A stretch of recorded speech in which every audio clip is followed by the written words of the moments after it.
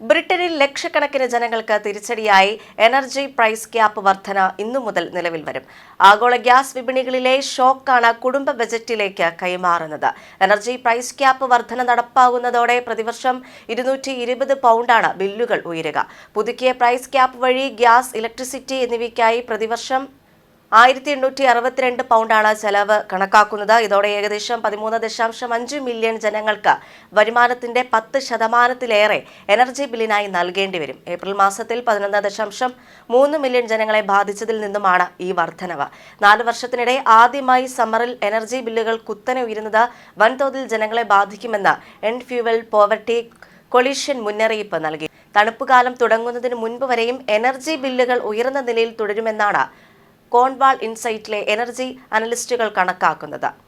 നിലവിൽ US-ഇറാൻ വെടിനിർത്തൽ വിപണിക്ക് ആശ്വാസം പകരുന്നുണ്ട്. ഇത് തുടർന്നാൽ ഒക്ടോബറിൽ എനർജി പ്രൈസ് ക്യാപ്പ് 1654 പൗണ്ടിലേക്ക് താഴുമെന്നാണ് പ്രവചനം.